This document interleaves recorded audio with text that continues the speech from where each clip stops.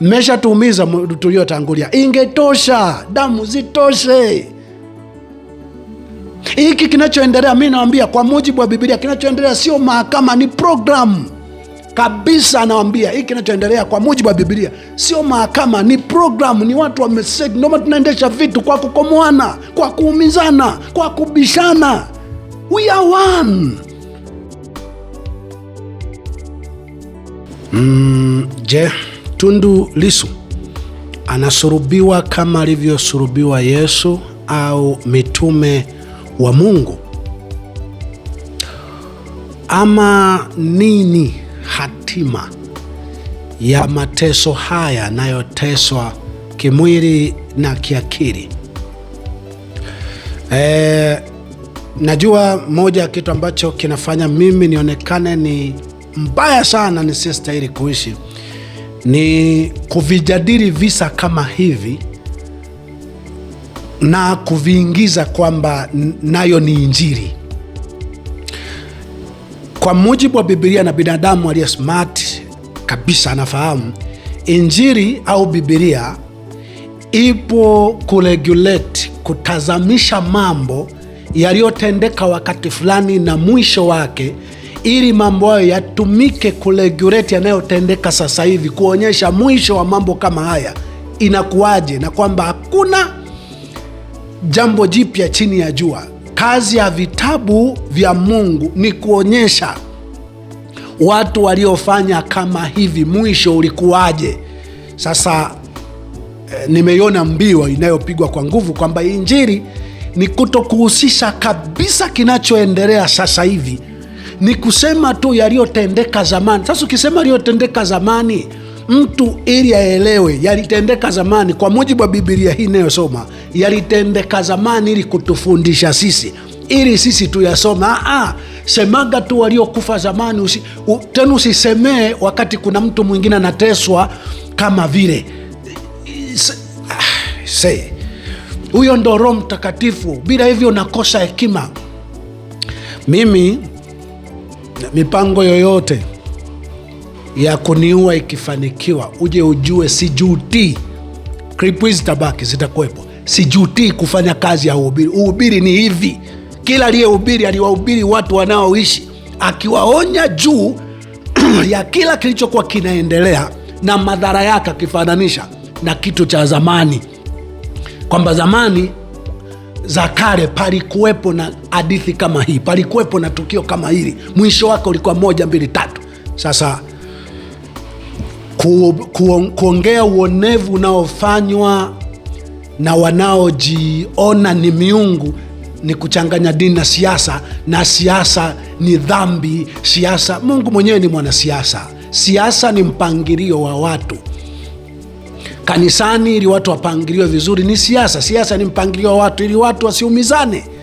Mungu ni mwanasiasa namba 1. Hapo kabla makuhani, manabii ndio waliokuwa viongozi wa kisiasa. Baadaye manabii wakawa mareguleta wa kisiasa, makuhani wakawa mareguleta wa wanasiasa au wanaokuwa moja kwa moja kwenye tawala, wakitoa mashauri, wakitoa makemeo, wakitoa maelekezo, wakionyesha wapi sio sawa, wapi ni sawa.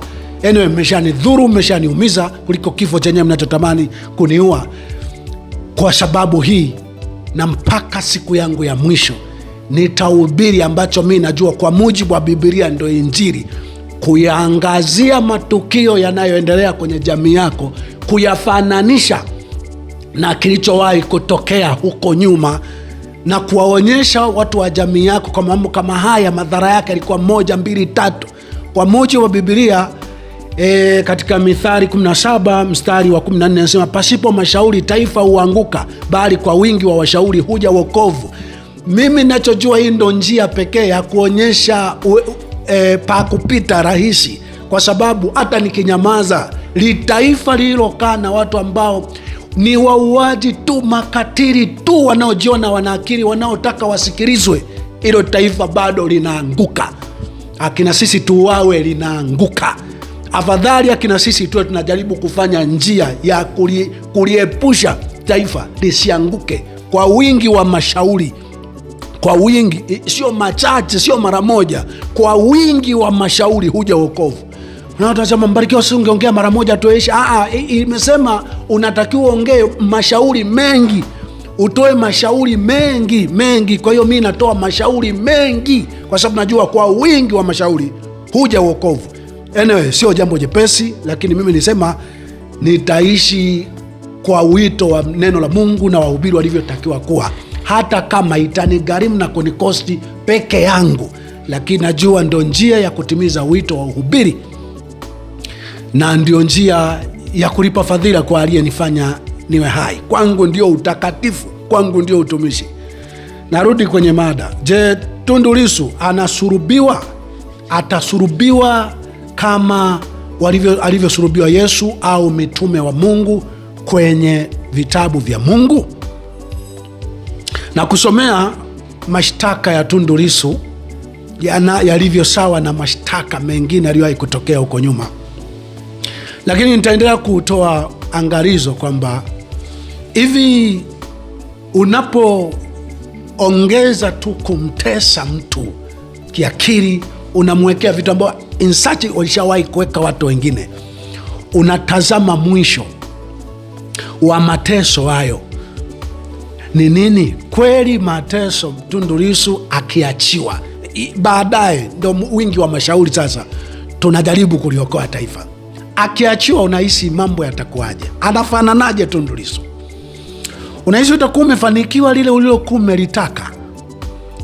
Kuna mahala ambapo mlimweka tukawa tunajua, na ni dhahiri kwamba ni wazi, ni kama mlifanya ili mpitishe mnachoita uchaguzi. Mmefanya, bado mnaona ni giza. Sasa pengine mnamjaribu kumbinya ili akubali. Hata Tundu Lissu angekubali kwa mbinyo wowote, kwa posho lolote, mtu mwenye moyo ulio hai, dhamira iliyo hai kama mimi, hata Tundu Lissu atoke aseme waliokufa ni sisimizi, maisha yaendelee. Mtu kama mimi nasema hapana kaka, yaendelee tu kama kina Mbowe vile walivyoanza kusema mnyongeni haki yake mpeni. Kasema asali, mimi niendelea kupinga, yakunikuta tena na tena, lakini niendelea kupinga kwamba uovu usibadilishwe na fedha. Sasa Tundu Lissu, aina ya Tundu Lissu huyu, kweli kuna mbinyo utamfanya akubali dhuluma, mauaji kuwa ni maendeleo? Jibu ni hapana. Kwa ni mawili tu. Tundu Lissu aidha atauawa hivyo kimzamza, kwa sababu hakuna waliofikia hatua ya kumuua shahidi mtu kama Tundu Lissu. Walijua mbele watamuua, ilikuwa ni hivyo, wanatafuta njia wamnasue. Baadaye wanaona tutaonekana wajinga, tutaonekana tunitesa bure, wanachomekea shahidi kwa sura. Kama inaenda kusomea kwenye vitabu vya Biblia, ni kuonyeshe yote anayofanya juu ya Tundu Lissu ishawahi kufanywa. Na kwenye mizaa ya namna hiyo, asilimia kubwa waliuawa kifo cha kikatili sana. Hivyo ndio maana mtu mmoja aliposhauri kwamba watu mnaojaribu kufuatilia na kuairisha shughuli zenu ili walau muende muonyeshe kilio, uchungu, maumivu mlio nayo, kama watu wa Chadema na watu wote mlio na mapenzi mema na watu wa Mungu, wala ambao mnasoma Biblia inasema watu walipokuwa kifungoni mlienda kuwaona. Mtu kama Tundu Lissu kama namjua ni mwema, nendeni mahakamani, naendeni kila siku mahakama, kila siku inajaa. Wewe naongea na wewe uliye popote, ambaye pengine wewe unapigana katika ulimwengu wa roho, unapigana kimya, nendeni. Kuwepo kwenu pale kutaonyesha ukubwa wa uchungu na maumivu. Lakini mimi nawaambia, nawasomea Biblia hapa vitabu kadhaa ya kwamba karibu kila aliyekuja kuuawa mwenye mashtaka kama akina Tundu Lissu ilikuwa kwenye mizaa tu, kama inaonekana anacheka nao waendesha mashtaka, nao mawakili wa serikali, anacheka na majaji, anacheka na maaskari, lakini wanadaribu unaswapa mtu hapa, wanachomeka shahidi. Ilifika mwisho kilizaliwa kile ambacho wengi wenu mtakuja kusema tulikataa kwa jina la Yesu. Sio kwa jina la Yesu, fanya kitu. Naomba unielewe. Hata nyie munaosema muna mamlaka, akili kubwa ndo huu wingi wa mashauri sasa. Akili kabisa ya kuponya mambo hapa. Msiendelee kuumiza watu zaidi. Yaani kubalini vingine muonekane hamna mamlaka kamili, muonekane wajinga. Kubalini vingine watu wengine wao wanasherehekea kana kwamba wamewashinda. Kwa sababu kushindwa kwenyewe, mmeshindwa hata mkiua watu wote. Sikilizeni, mashauri haya hayana chuki. Wewe binadamu, wewe ni binadamu tu, sio shetani wala sio kile unachoita serikali. Yaani ukifanya jambo ovu unasema serikali imefanya, ukifanya zuri unataka wakutaje wewe. Makonda amefanya, Mwigulu kafanya, Samia kafanya. Hapana, wewe ni binadamu, wewe ni binadamu. Usijipe majina ya kujitofautisha na binadamu. Wakati mwingine kubalini kuonyesha kwamba tumeshindwa. Wakati mwingi ndio hekima. Wakati mwingi ndo unaweza tukaonekana kiongozi ukionekana tu wewe kila unalolifanya ni sahihi, hakuna unapokiri kwamba hapa nimekosea, hapa nimeharibu. Ndugu, utatumbukia kwenye shimo, utakosa mtu wa kukwambia shimo hilo hapo, kwa sababu wewe bure kila kitu unakijua. Sisi wengine, kwa mujibu wa Methali 28 mstari 23, amkaripia mwenzake hatimaye atapata kibali kuliko ajipendekezaye kwa maneno ya ulimi wake. Sisi wengine tunajua huu ndo upendo, ndio wajibu wa kweli wa binadamu. Ingawa unaniwinda upate kuniua, lakini najaribu kukuonyesha uongozi sio tu kusimamisha kimkio utafikiri mbuzi. Wewe kile unalolifanya ni sawa. Kila anayejaribu kukupinga, anayejaribu kukuonyesha kwamba huku kuna madhara yaliwahi tokea madhara, huyo ni adui, huyo ni mkaidi, huyo hastahili kuishi. Unatuma mapepo yanazagaa kila mahali. Tutampata hata ukiniua, mashauri haya yatabaki. Utajua nchi inaanguka hii, nishawaambia. Hii nchi inaanguka. Fikirini mwisho wa kumtesa Tundu Lissu. Mwisho akitoka mambo yatakuwaje? Kuna moto utakuwa umezimwa hapo. Fikirini mkimuua Tundu Lissu, mkamfunga, mkamweka gerezani huko siku zote akabaki. Fikirini kama mtakuwa mnatuliza mambo. Sikieni mashauri haya. Sasa ngoja nikusomee maandiko. Sikieni mashauri haya. Sio kila tunaposhauri hivi kwa uchungu na maumivu haya mtuone ni maadui. Mwanadamu hamtaponya, hamtaregreti mambo hayatatulia. Naonya, mambo hayatatulia kwa sababu mnajua tu kilichobaki ni kuua, kutesa. Hakunaga kuua, kutesa, ambako mwisho wa siku utabaki tu umeparalyze. Utabaki sasa naona sasa hapo imetosha, naona njia haiko. Simameni. Mimi nimeonya mara kadhaa. Yeremia 6:16, simameni, angalieni mapito ya zamani. Simameni, achia cheo chako, achia kama kina gharimu kushauri, kuonya kwamba jamani, mtu kama huyu tumwachie, hata kama atasherekea kwa ametushinda, tumwachie. Mara nyingi kushindwa ukiwa umetumia busara ni ushindi, kuliko mpaka ushinde ukiwa umedhulumu. Hata kama mliona kwamba sio kuna kosa, lakini hivi vyote ambavyo mnavifanya vishawahi fanyika. Ngoja niwasomee mashtaka na mashahidi ambavyo hutofautiana katika ushahidi wao. Lakini mtu kama Tundu Lissu anauawa. Ndio maana hata wengine wamesema mashahidi wanajichanganya. Kwa hiyo hapa Tundu Lissu anashinda kweupe. Ushahidi tu namba 1 ule wa video hazikupokelewa. Kwa utaratibu tu wa mahakama itakiwa angeachiwa, hakuachiwa.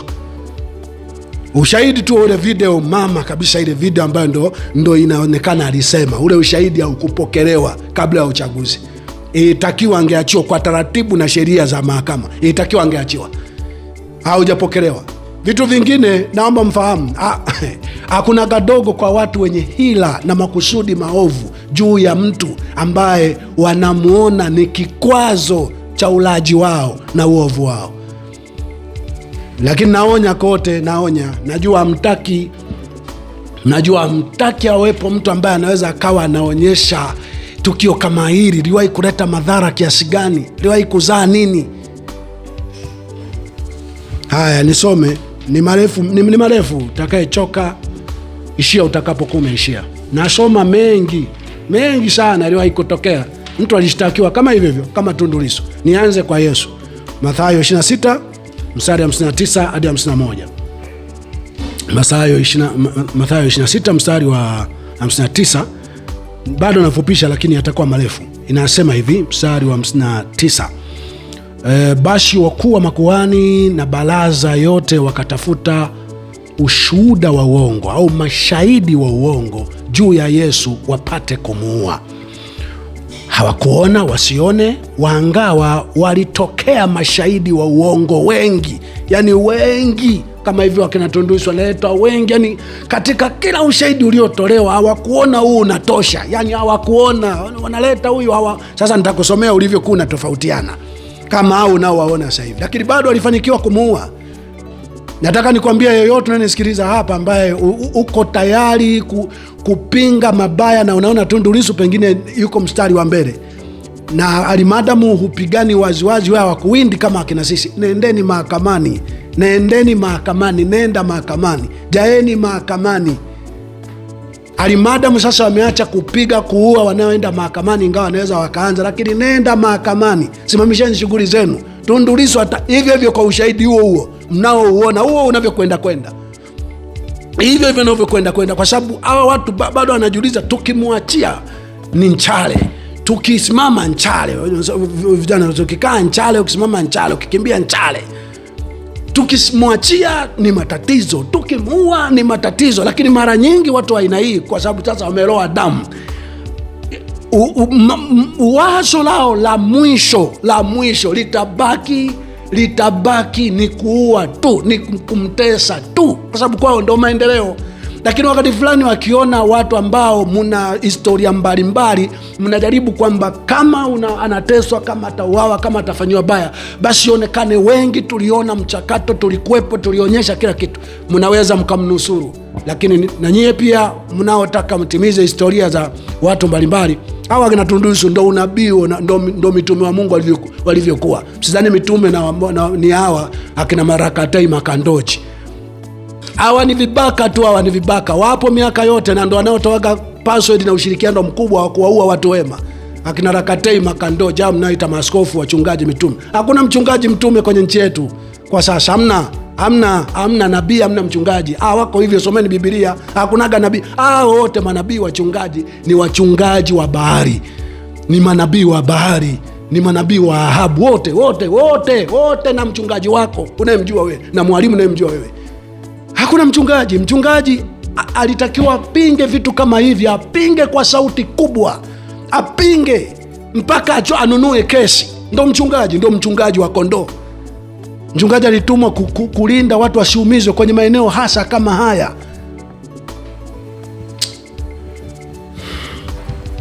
Ngoja nikusomee. Wakatafuta mashahidi wengi, lakini bado kwenye ule ushahidi kila aliyekuja alipelea. Mimi ni askari, sijui PGO, sijui kusoma Kiingereza, mimi ni shahidi, nilituma tu. Inaonekana utoshi. Kuna ka point kanatafutwa humo. Utaona hapa katika ushahidi wote unaotolewa, utaona point ambayo Kayafa hapo anaamua, tuna ushahidi gani mwingine? Kayafa, kabla ya kumkamata wewe ndio ulitoa wazo kwamba inafaa mmoja afe kwa ajili ya wengi. Kwa hiyo ulishaamua tayari afe. Umekosa ushahidi wote, baadaye unaamua kuchukua lugha yote. Hebu ngoja nikuchekeshe vitu hapa. Nikuchekeshe ujue kila kitu kiliandikwa. Mstari Mathayo 26 mstari wa ngapi sasa? Mstari wa 61. Hata baadaye wawili wakatokea wakasema, huyu alisema naweza kulivunja hekalu la Mungu na kulijenga kwa siku 3. Huo ni ushahidi unatakiwa mtu auawe? Si mwambieni tu, muulizeni alikuwa na maana gani? Shahidi P7. Jamani wanadamu nie. Kwa nini kesi tusiimalize tu siku moja? Kama ni kuua mtu, muweni. Hicho mnachoita maisha yaendelee. Tunapo create matatizo na machungu zaidi kwa kuita kesi afadhali hata wenzetu walimshtaki Yesu ndani ya masaa 12 wakafanya decision. Hawa ndo walioendelea.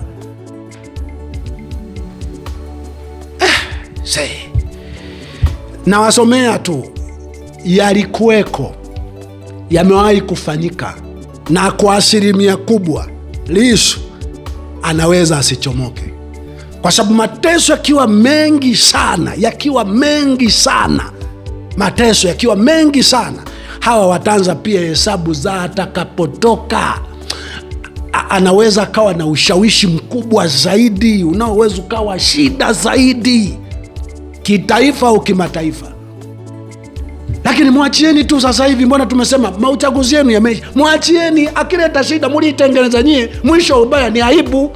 Lakini mwachieni, msitengeneze dhambi zingine, msitengeneze maumivu mengine, msitengeneze visasi vingine. Mwachieni, ni ushauri usio ugomvi.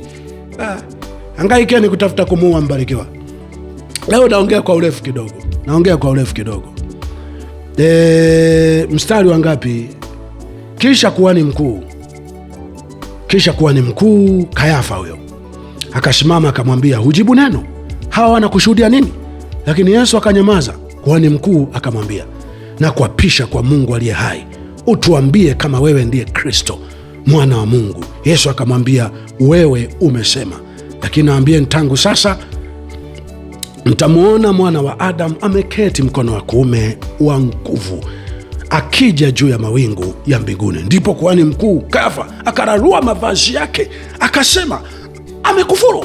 Mna haja gani tena ya mashahidi? Tazameni sasa, mmesikia hiyo kufuru yake. Mwaona je? Mwaonaje nyie? Wakajibu wakasema, imempasa kuuawa. Pana la kuuawa hapa? Panakosa kivyo? Haya, tupige hatua, twende kwenye ushahidi mwingine. Ni hayo tu ambayo ni hayo. Mashahidi wamechemka. Tundu Lissu anawakaanga mashahidi. Eleweni kilicho nyuma ya kesi, sababu za kesi. Endeleeni kusema hivyo, lakini hatua zaidi ya kujaribu kuprotect maisha ya Tundu Lissu zifanyike, ingawa walishafika mara wamekubuu. Wanasema hata mkisema semeni mchana usiku mtalala, tutaua idadi yoyote, tutatesa mtu yoyote. Tumeshafika mara tumejua kuua watu, hasa wanaolalamikia kuonewa, ndio maendeleo. Hasa wanaopinga dhuluma ndio maendeleo, ndio kuonekana kiongozi, ndio ubosi. Alafu baada hapo unaenda kusoma tumaandiko na watakia Kwaresma, unatakia mfungo mtukufu wa Ramadhani. Akina Rakatei, Makandoji wanasema hawa ndo viongozi tunaowataka. Kwa hiyo moja kwa moja wanasema umoja wa Kristo waunga mkono mahusiano na nani? Si kati ya wauaji na wauaji. Umoja wa Kristo, Kristo yupi aliyewahi kuungana na kuunga mkono wauaji, walazimishe waliowaua wapokee na waseme hiyo ndo aina ya maisha ambayo tunatakiwa kuishi na muikubali, muipokee hivyo? Hakunaga Ukristo aina. Wakristo wangewaambia aliyeua kwa upanga wekwe hapa. Haya ndo mahusiano ambayo Biblia ilisema yataitakasa nchi. Hakuna sadaka wala mazungumzo wala fidia. Hao ndo Wakristo. Makandoja, hakuna fidia inayoweza kutosha kutakasa nchi iliyomwaga damu za watu wasio na hatia, isipokuwa hao walioua wauawe mbele ya umma. Pangekuwa na Wakristo wangesema hayo. Pangekuwa na Wakristo, umoja wa Wakristo waunga mkono mahusiano. Pana Wakristo ni sehemu ya miuaji inayoratibu kwa jinsi ya siri. Na ufahamu Ukristo nye? Ukristo ni huu hapa naosoma hapa. Luka 23 mstari wa 2. Wakaanza kumshtaki wakisema, tumemwona huyu akipotosha taifa letu na kuwazuia watu wasimpe Kaisari kodi, akisema kwamba yeye mwenyewe ni Kristo mfalme. Sio ushuhuda. Mmemshtaki Tundu Lissu kwa uhaini. Sema huo uhaini. Alichukua jeshi hapa, alienda kupindua hapa, alikuwa na bunduki hivi, akampindua huyu, akamfanyia huyu. Kwa sababu uhaini, sheria ya uhaini iko wazi kuhusiana na ni nani na nani wanatakiwa watiishiwe au wafanyiwe vitendo fulani. Mara mimi nilikuwa bajaji, nienda kwenye kijiwe nikakuta kripu, ndo ukaipindua kripu, ukaipindua bajaji na ukapindua kijiwe. ni chochote kinaita ushahidi. Tungekuwa ni watu smart kichwani ambao tunafahamu kadri tunavyohusika, hata kama tunaita ni ajira, mimi ni jaji tu, mimi ni wakili tu, mimi nalinda mkate wangu tu. Wewe jua hivyo ndo unachangia kuharibu dunia. Fadhali ungeresign ujaji wako, ungeresign uwakili wako, uendesha mashtaka wako, nenda mahali, tafuta mahali hata kajificha au kubali wakuue, lakini usiwe sehemu ya kuumiza moyo wa mtu kwa sababu wewe unajihisi una moyo mzuri. Judge unatakiwa kufanya tu maamuzi ya kwamba no, imeshajulikana dhamira, kusudi, sababu za mtu. Maushahidi haya mawili matatu hayajaeleweka, jamani, kesi imeisha. Na washauri mimi, natumia lugha hii, ndio lugha rahisi, mnaweza mkaielewa, mnaweza mkaona hisia za uchungu na moyo wa Mungu kwa njia ninayofanya hapa. Haya, ushahidi huo tu ni huo hivyo. Yesu sio anajiita mfalme, anajiita ndo rais, kwa hiyo anatakiwa uwawe. Yesu alisema atavunja hekalu kwa siku 3, alisema tusimpe Kaisari kodi, lakini ukiangalia alisema vya Kaisari mpeni Kaisari, vya Mungu mpeni Mungu. Ni ushuhuda huo. Mwisho ukisoma Yesu aliuawa. Twende Matendo ya Mitume 6. Nataka tu nikusomee ushahidi uliowahi kuangamiza watu wema kama akina Tundu Lissu. Hivyo au kuaga ule wa kwamba ni wa kifundi sana, hivyo bila shaka umeona huyu aliyekuja leo ni kama kalili kapangwa kweli kweli, anajaribu kujibu vitu, ni kama anasaidiwa huku kwamba hilo linatosha, hilo wala mpaka Lissu analalamika, jamani, mimi naonekana sasa niko limited sana. Ndo mbele tunakokwenda mnaweza mkaona vitu vya aina hiyo vikikua sana, kwa sababu sasa wameshajua, si wanazidi, wanasema wataendelea kumletea mashahidi, na mashahidi ukiwa umekusudiwa kuuawa, kufanyiwa mabaya, watakuja wanaotosha kukupata wewe kwenye dhara waliokusudia. Watakuja tu, hiyo watafika hiyo 41 au watazidi, kwa sababu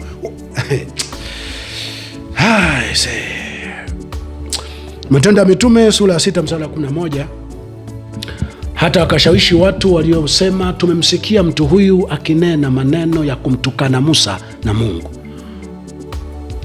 Wakawataharikisha watu na wazee na waandishi, wakamwendea, wakamkamata, wakampeleka mbele ya baraza. Wakasimamisha mashahidi wa uongo waliosema, mtu huyu haachi kusema maneno ya kufuru juu ya mahali hapa patakatifu na juu ya Torati, maana tumemsikia akisema kwamba Yesu huyo Mnazareti atapaharibu mahali hapa na kubadili desturi tulizopewa na Musa. Ushahidi na kosa inalopelekea wamkamate ni lingine. Wamefika kule, ushahidi wa kwa nini anatakiwa kuuawa, huyu ni Stefano, mwanafunzi wa Yesu. Sasa ushahidi wa kwa nini sasa tumuue ni mwingine. Lakini hawa kina Stefano hawako hai, hawakuwa hai kwa muda mrefu, walipigwa na mawe, waliuawa. Ni ushahidi wa aina hiyo. Nimeuliza swali pale mwanzo, Tundu Lissu kuuawa, Tundu Lissu atauawa kama Yesu au mitume wa Mungu? Nadhani nikichambua ushahidi wa aina hii, ukaangalia na jitihada za ushahidi zinazotolewa, wapo mnaweza mkaanza kuona, kwa sababu naitwa wa Kristo, yani nyie kwa jina la Yesu tunaangusha, tunakataa kwa jina. Mmesha jina la Yesu mangapi? Vifo vya watu, utekaji wa watu, mauchaguzi, mliyakataa kwa jina la Yesu mara ngapi? Kwa jina la Yesu, kwa jina la Yesu, kwa jina la Yesu. Mitaira fulani mirokole bwana. Chukua hatua, jaribu kuprotect mtu physically, atauawa physically yule. Akina Polepole mlisema kwa jina la Yesu, kwa jina la Yesu na kuprotect, hawapo. Akina Elisha Injili geuzayo roho, akina Mdude, akina Soka, akina Chaula na maelfu ya watu mlishawa protect kwa jina la Yesu. Hawapo. Hautakufa, bado utaishi kwa jina la Yesu na kufunika. My dear, unatakiwa uchukue hatua madhubuti ya kuprotect huyo mtu. Nayo mara nyingi ni uonyeshe uko tayari kuuawa kwa niaba yake, kabla yake, pamoja naye. Ushauri ni nini? Nendeni mahakamani kwa wingi, nendeni. Yoyote unayejiona ni mcha Mungu, ni mtu wa Mungu, yeyote unayejiona unahubiri neno la Mungu, uko tayari kuwatetea watu wanaoonewa, nenda. Tundu Lissu ni icon. Akitetewa Tundu Lissu ni mwanzo wa kuwatetea hata wale wengine. Sisi wenzio tunalala kama ndege wa angani, tunaishi kama ndege wa angani kwa sababu ya majaribio hayo, na hapo tunapigwa manati ya kila namna, tumezingirwa kila mara. Saa yoyote tutakayosikia RIP, it's okay, lakini tunajaribu kutimiza wajibu, tukuonyesha hakuna jipya chini ya jua. Wafalme 21, nimalizia hapo. Yezebeli sasa amemwambia Ahabu kwamba ulitaka shamba la Naboth, amekatalia, unashindwa kula, mimi nitakupa, ngoja nikuonyeshe nitakavyoupa. Akaandika katika zile nyaraka, akatengeneza nyaraka za uongo. Wafalme 21 mstari wa 9, akaandika katika zile nyaraka, akasema, pigeni mbiu ya watu kufunga, mkamweke Naboth juu mbele za watu, mkainue watu wawili wasiofaa ili wamshtaki kwa kumshuhudia kunena, umemtukana Mungu na mfalme, kisha mchukueni nje mkampige kwa mawe ili afe. Wale wazee wa mji wake na walio wenye nguvu waliokaa mjini mwake wakafanya kama Yezebeli alivyowaagiza, kama ilivyoandikwa katika nyaraka zilizowapelekea. Wakapiga mbiu, wakapiga mbiu ya watu kufunga, wakamweka Naboth mbele ya watu, na hao watu wawili wasiofaa wakaingia wakaketi mbele yake. Wale watu wasiofaa wakamshuhudia Naboth mbele ya watu wakisema, Naboth amemtukana Mungu na mfalme. Najua tena makere, Tundu Lissu mkaya mhaini, bana lugha zake takinukisha, na watu basi itakuwa kweli hii lugha kweli umo. Hawa watu wanapitiaga umo hapa. Sasa hivi wanaleta mashahidi, wameshajua nguvu ya Tundu Lissu, kwa kila shahidi wanayemleta wanamupgrade kulingana na Tundu Lissu anapita hapa. Kwa hata waendesha mashtaka, sio mawakili wa serikali, wanaanza kumuuliza maswali ambayo wameona Tundu Lissu watu wengi ameshawanasa humo. Sasa wanaanza kumuuliza maswali kuzunguka kwenye maelezo aliyoyatoa polisi, ili wamfanye Tundu Lissu asipate humo. Kuna watu mtaanza kusema lakini kwa ushahidi huu ila ni kama ila kwa ushahidi Tundu Lissu kuisha habari yake. Najua kina sisi tunapofichua haya, mimi sifichui, sio mapya, yamo kwenye Biblia, tunayafananisha tuna sasa hivi, na ndo kitu hawataki mauaji. Wanasema yani wewe uhubiri Injili, wewe utaishi. Sisi tunataka kina Makandoji,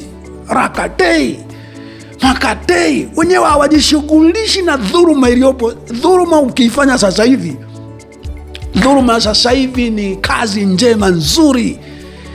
Dhuluma wanayoipinga kina Makatei waliotendewa wazungu, akina Petro, akina Paulo, akina Yesu, hiyo ndo wanalia mpaka leo. Waliteswa watu wa Mungu, waliuawa watu wa Mungu, waliteswa. Sio wanayoteswa watu wa sasa hivi, watu wao wa kabila lao, wa rangi yao, wa nchi yao, wa damu zao. Hawa watumiki Mungu. Watumishi wa Mungu ni wale tu walioteswa, waliouawa zamani.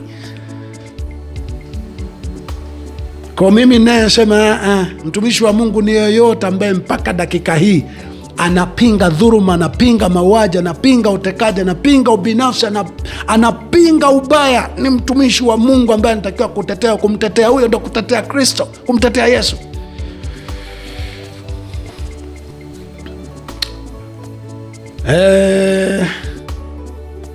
Wameshatoa wakasema Naboth amemtukana Mungu na mfalme, ndipo wakamchukua nje ya mji wakampiga kwa mawe hata Naboth akafa. Nimehoji tu swali, je, Tundu Lissu atauawa kama mitume wa Mungu au kama Yesu? Najua kwamba wanajikanganya, wewe ushahidi hamna. Tundu Lissu kichwa. Kama ni kichwa zaidi ya Yesu sawa, lakini kama sivyo, unahitaji kufanya zaidi. Sio kila liliwahi kumkuta mtu mwingine Yesu na wengine litukute. Aliposema imekwisha, litaka iwe ni wa mwisho yeye kufanywa yale. Baadhi ya mitume walijaribu kufanya wakauawa, lakini nchi zilizostaarabika leo zilijaribu kuenzi alichofanya Yesu mpaka kikachukuliwa kwamba ni maisha ambayo yanatakiwa kuheshimiwa na watu wote waishi hivyo. Ndio maana zimetuliwa na kimbilia huko na kuita majuu. Unaweza kwa sababu ya nchi yako kuja kustaarabika, lakini jenga utamaduni wa kuliona tatizo linaloendelea leo kwamba unatakiwa ulipinge wewe, umpinga anayefanya. Tundu Lissu mzaa hivyo hivyo anaweza kuuawa. Hawa watu kabisa wananichukia nadhani hapa. Nani anamuua? Hakuna aliyepanga kumuua, alidhamiria, alijua kabisa kwenye mifumo ya sheria ataweza kumnasa mahali. Lakini alimadamu unamchomekea mashahidi, kuna mwanya. Kwa mfano mpaka mashahidi waje wafika 41, si mashahidi wangapi, na wanaweza kuongezwa, kwa sababu moja ya kitu ambacho tuko kwenye uteka mbaya sana, kiumbe anayeitwa shahidi wa jamhuri au wanaoitwa jamhuri, wakati wowote wanaweza kuongeza mashahidi. Wakishaona kuna vitu vilivyopwaya, mimi kwenye kesi yangu ndio walivyokuwa nafanya, wakati wowote wanaweza kuongeza mashahidi, wakati wowote wanaweza kukatisha mashahidi. Alafu shahidi wao watu ukisema kwa hiyo umeongea uongo, wakasema ndio, sheria hazingatiwi kwamba sasa aliyesema uongo inatakiwa achukue liyo hatua kulingana na alivyo hapa na kulingana na sheria. Hazingatii kule ushahidi wowote, sawa tu. Sisi ni mateka sisi. Na mwezi mkasema pana mahakama. Naambieni nyie, turudi kwenye mahakama za kweli za Biblia, za mioyo yetu. Hizi mahakama zingine za kikoloni tulishakuwa programmed. Tutaumizana. Mmesha tuumiza tuliotangulia. Ingetosha, damu zitoshe. Hiki kinachoendelea, mimi nawaambia kwa mujibu wa Biblia, kinachoendelea sio mahakama, ni program kabisa. Nawaambia hiki kinachoendelea kwa mujibu wa Biblia sio mahakama, ni program. Ni watu wameseti. Ndio tunaendesha vitu kwa kukomoana, kwa kuumizana, kwa kubishana. We are one. I say. Sawa bwana, sawa. Lakini nawajulisha tu, sasa msimna imani, mnaona mwenendo wa kesi unavyokwenda. Tundu Lissu amkungumbuka. Inatosha. Hongera uliyesikiliza kwa muda mrefu hivi. Andika kama umesikiliza mpaka mwisho. Andika nimesikiliza mpaka mwisho, nimejifunza nini na nini. Sababu najua leo nimerudi kwenye klipu za zamani, nimeongea muda mrefu, lakini ilikuwa no way out. Asante na hongera kwa kunisikiliza.